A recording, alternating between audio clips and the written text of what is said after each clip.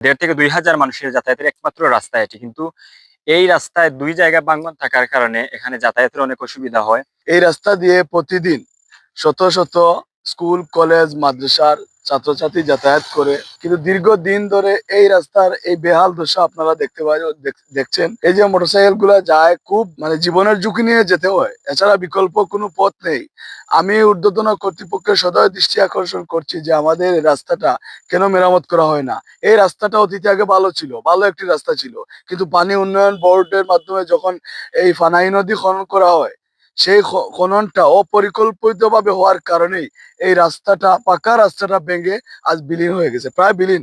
আমরা শুনতাম পানি অঞ্চলের মানুষ, হাওড় অঞ্চলের মানুষ নৌকা নিয়ে যাতায়াত করতো, আমরা তো এখন নৌকা নিয়ে যাতায়াত করার মতো কোনো সুযোগ সুবিধা এখানে নাই। আমরা এবার যাইতে তো যে ডর করে এবার স্কুলে যাইতাম, সাইকেল চালিয়ে জানে হয় না, ডর করে করি আমরা উবা ঘুরিয়া যায়। ফানাই নদীর বাঙ্গনে আসলে এই দুই জায়গায় নদী ভাঙ্গন দেখা দিয়েছে। এই রাস্তাটি চৌধুরী বাজার থেকে মুরইসা খরমদা পর্যন্ত যাতায়াতের একটি বিকল্প রাস্তা এবং পশ্চিম মুকুন্দপুর কবিরাজি সহ প্রায় ১,৫০০ থেকে ২,০০০ মানুষের যাতায়াতের একমাত্র রাস্তা এটি। কিন্তু এই রাস্তায় ২ জায়গায় ভাঙ্গন থাকার কারণে এখানে যাতায়াতের অনেক অসুবিধা হয়। কালার এক্সপার্ট, জর্জ স্যাপ এবং মাইল্ড অন হ্যান্ডস টেকনোলজি সমৃদ্ধ অরিক্স ক্রিস্টাল ওয়াশ আপনার লন্ড্রি এক্সপার্ট। এখানে কোথাও আগুন লাগলে বা হঠাৎ কেউ অসুস্থ হলে অ্যাম্বুলেন্স বা ফায়ার সার্ভিস আসার মতো কোনো সুযোগ সুবিধা এখানে নেই। এখানে স্কুল ছাত্রছাত্রী কিংবা তো এলাকার বাসিন্দারা খুব কষ্ট করে যাতায়াত করে, যে কোনো সময় এই ২ জায়গায় বড় ধরনের দুর্ঘটনা ঘটতে পারে। আমরা মুকুন্দপুর কবিরাজি দীর্ঘ মানুষ এবার যাই নাই, স্কুল কলেজ মাদ্রাসার সব যাই নাই, বহুত কষ্টের মাঝে আমরা আছি। রাস্তা ভাঙ্গা থাকায় আমরা যেতে পারি না, খুবই অসুবিধা হয় আমাদের।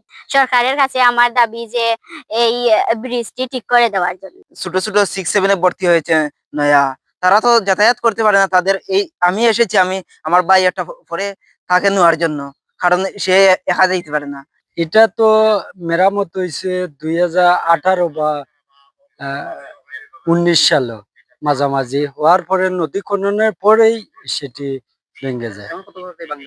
এটা আজকে নদী খননে আজ 4 বছর, প্রায় 4 বছর থেকে এই আমরা নিজ উদ্যোগে আমরা এলাকার প্রত্যেকে মিলে, প্রত্যেক ছাত্রছাত্রীর অভিভাবক এবং অনেক এলাকার মানুষ মিলে আমরা সেটি সাকুটি ব্যবস্থা করে আমরা যাতায়াত করি। কোনো ঊর্ধ্বতম কর্মকর্তা আজও আসেননি। আজ 2-3 এলাকার মানুষ রবির বাজারে যায়, আমাদের এদিক থেকে রবির বাজারে মানুষ যাতায়াত করে, তাদের অনেক সমস্যা হয়। এই দ্রুতই ব্রিজটা যদি মেরামত করা হয় তাইলে আমাদের এই 2-3 এলাকার মানুষের অনেক উপকার হবে।